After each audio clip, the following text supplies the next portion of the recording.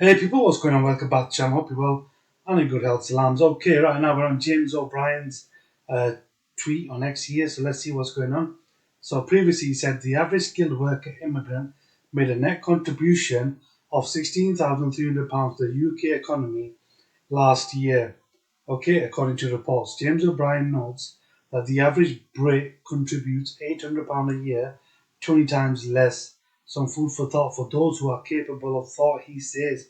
So let's take a look at James O'Brien and what he's on about. The average person arriving last year on one of these skilled worker visas made a net contribution of around £16,000 to UK finances in their first year of being here. That's according to a new report out today from the Migration Advisory Committee. And it is really interesting, actually, because I think what it shows for Keir Starmer, who, as we've talked about repeatedly on your show and others, is that he's going to be setting himself up for a really difficult challenge about migration. Now, we know, according to the statistics that were out a couple of weeks ago, net migration reached around 900,000 a year a couple of years ago.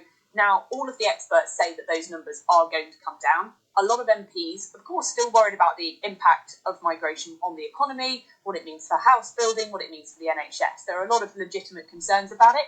But for Keir Starmer, he has said he will bring the numbers down.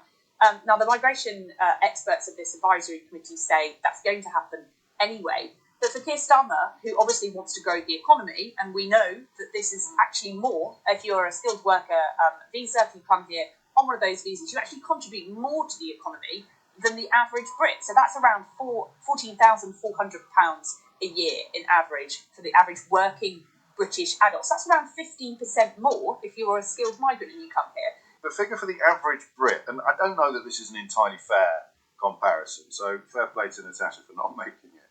But if you include all British people who are in full-time education, who are employed, who are retired, who are economically active, then the average contribution to the public purse stands at a figure of about £800 a year. So if you divide every Brit in the country according to the financial contribution they make to the country, then you're looking at about 800 quid a year, 20 times less than a migrant on a skilled worker visa, which is now the most popular category used by people coming to Britain to work. Just some food for thought for people who are capable of thought. Okay, so we have seen a lot of people talk about illegal migration, but when it comes to migration generally, we can see as James O'Brien has mentioned, that those individuals are actually contributing net positively with, a lot more in terms of the value that they're providing here in the UK with a net contribution of 16,300, whereas the average Brit's doing around about contribution of £800 a year, which is 20 times less.